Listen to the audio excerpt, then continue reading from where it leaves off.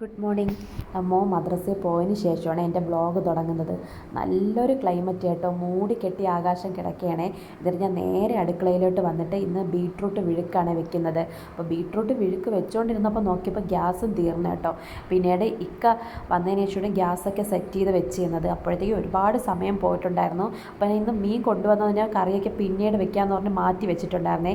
ഇതിനിടയ്ക്ക് ഇക്ക എൻ്റെ അടുത്ത് വന്ന് കുറേ നേരം നിന്ന് സംസാരിച്ചുകൊണ്ട് നിൽക്കുകയാണ് കേട്ടോ. അപ്പോൾ ഈ കിച്ചൺ എന്ന് പറയുന്നത് നിങ്ങൾക്ക് കണ്ട മനസ്സിലാവും, വളരെ ചെറിയൊരു അടുക്കളയാണ് എനിക്കുള്ളത്. കാരണം ഞങ്ങൾ ഒറ്റയ്ക്കാണ് താമസിക്കുന്നത്. അപ്പം ഒറ്റയ്ക്ക് തന്നെ ആയതുകൊണ്ട് ഇവരെ പ്രാർത്ഥന മുറി അവർ മാറ്റിയിട്ട് ഞങ്ങൾക്ക് കിച്ചനാക്കി തന്നതാണ് കേട്ടോ. അപ്പോൾ ഞാൻ എപ്പോഴും എൻ്റെ വീഡിയോ എടുക്കുന്നത് എൻ്റെ പരിധിക്കുള്ളിൽ നിന്നാണ്, കാരണം ഒട്ടും സ്പേസ് ഇല്ല കേട്ടോ.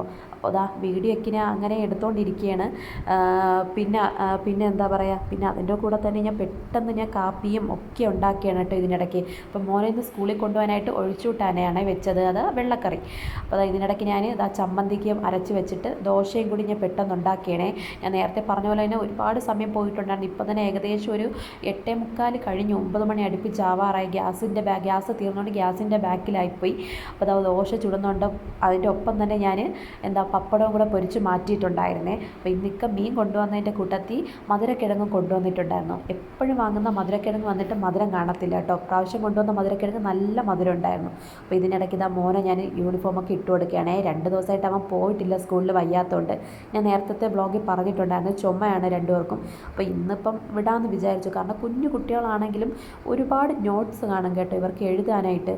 അപ്പോൾ ഞാൻ ഇതൊക്കെ അവനെ റെഡിയാക്കിയിട്ടുണ്ടായിരുന്നു. പിന്നെ അവന് വീട്ടിലിരിക്കുന്നതും അവന് ഇഷ്ടമില്ല കേട്ടോ. അവന് സ്കൂളിൽ പോകണം, ഫ്രണ്ട്സിനെ കാണണം, അങ്ങനെയൊക്കെയാണ്. അപ്പോൾ ഞാൻ മൂത്ത മോനെ റെഡിയാക്കിയപ്പോഴത്തേക്ക് ഇക്ക രണ്ടാമത്തെ മോനെയും ഒരുക്കി തന്നിട്ടുണ്ടായിരുന്നു. പിന്നെ അവൻ ഇവിടെ വന്നു കഴിഞ്ഞാൽ പിന്നെ അവന് ചെരുപ്പിടണം, അതുപോലെ ചെരുപ്പ് കടിക്കണം, അങ്ങനെയൊക്കെയാണ്. പിന്നെ ഇക്ക ഉണ്ടെങ്കിൽ പിന്നെ ഇക്കയുടെ ബാക്കിൽ നിന്ന് നടക്കും കേട്ടോ. കാരണം ഇക്ക അവനെ ഇട്ടിട്ട് പോവോ കൊണ്ടുപോകില്ലേ എന്നുള്ള ഇതിൽ ഇക്കാരെ കൂടെ തന്നെ ഇരിക്കും.